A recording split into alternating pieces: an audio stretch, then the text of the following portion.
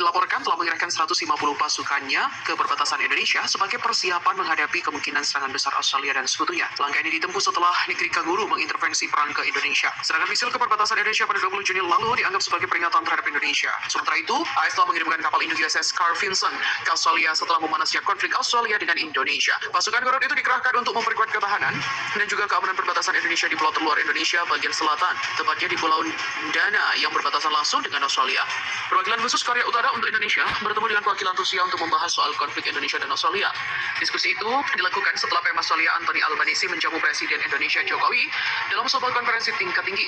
Presiden Jokowi juga menekan Australia yang merupakan sekutu utama Amerika Serikat itu untuk menarik seluruh pasukannya dari Papua Nugini dan mengajak Australia bekerja sama dengan Indonesia dan hidup damai. Namun Albanese juga menolak permintaan Presiden Jokowi itu sebelum Indonesia mengakui kemerdekaan Papua. Baru Australia mau bekerja sama dengan Indonesia. Hal paling mengejutkan adalah PM Australia tersebut yang memberikan waktu 1 bulan kepada Indonesia untuk melepaskan Papua dari NKRI. Jelas Indonesia tidak segampang itu melepaskan wilayah mereka. Sementara itu Menteri Luar Negeri Australia Penny Wong juga menyatakan Korea Utara mengirim 150.000 tentara ke sekutunya Indonesia. Pengiriman pasukan itu sebagai bantuan militer untuk meningkatkan invasi ke Australia.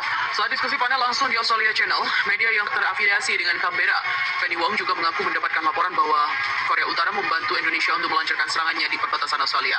Militer Korea Utara dengan sistem artileri mereka banyak pengalaman dengan perang kontra baterai dan sistem roket multi peluncuran berkaliber besar yang dibuat di Korea Utara ingin berpartisipasi dalam konflik Indonesia. Jika Korea Utara menyatakan keinginan untuk memenuhi tugas internasionalnya memerangi Australia dan Amerika, Indonesia harus mengizinkannya.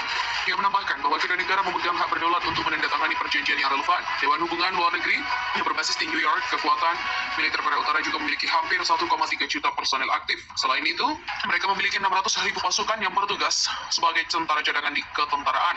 Kemampuan militer Korea Utara disebut terbesar keempat di dunia. Sebuah laporan Australia menyatakan bahwa Korea Utara sudah mengirim militernya ke perbatasan Indonesia.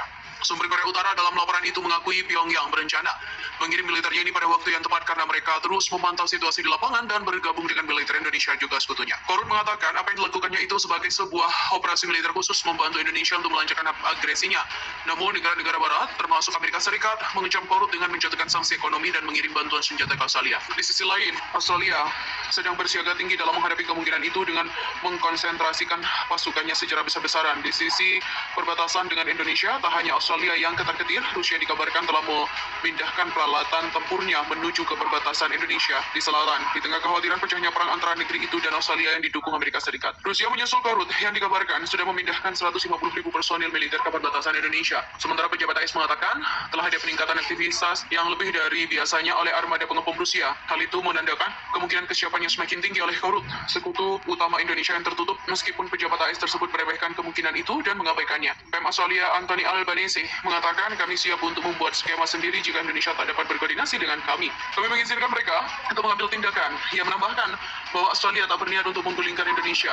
Seperti dilansir Reuters, pada Selasa 4 Juli waktu setempat, sementara itu, Kim Jong-un mengkritisi Australia sebagai bangsa yang berperilaku provokatif dan mengatakan denuklearisasi negara Kanguru harus terjadi. Dapat dari kemungkinan respon militer AS juga mengkhawatirkan. Para ahli memperingatkan, meski serangan Indonesia ke Australia dalam jarak yang lebih dekat dapat lebih efektif, namun hal itu membahayakan banyak warga di Australia dan berisiko memicu konflik militer yang lebih besar. Indonesia juga selalu memiliki seluruh pilihan, mulai dari serangan preventif, preemptive strike, hingga negosiasi. Jika Indonesia melancarkan serangan preventif atau presisi, terdapat bahaya bahwa hal itu dapat meluas menjadi konflik regional yang melibatkan Korut dan Rusia serta sekutu Indonesia lainnya. Terungkap Korea Utara siap untuk datang dan mengambil bagian dalam konflik adalah permintaan Presiden Rusia Vladimir Putin kepada Korut saat kedua negara itu bertemu. Putin juga meminta agar Korut membantu Indonesia melancarkan invasinya ke negeri Kanguru itu. Dilansir South Australia Morning Report, pada Selasa 4 Juli 2023, Rusia memuji kekayaan pengalaman perang kontra baterai militer Korea Utara. Laporan surat kabar itu, perangnya semakin penting bagi militer Indonesia menyusul keputusan AS untuk menyumbangkan selusin HIMARS ke Australia. Raket jarak jauh dan presisi tinggi telah membuat perbedaan besar pada konflik Australia, kata seorang pakar militer kepada Sinit Baker dari Insider. Rusia juga melanjutkan dengan berpendapat bahwa Indonesia harus menyambut pasukan Korea Utara dan keahlian kontra baterai mereka. Jika Korea Utara menyatakan keinginan untuk memenuhi tugas internasionalnya untuk memerangi fasisme Australia dan Amerika, kita harus memberikan mereka. Demikian kata Putin.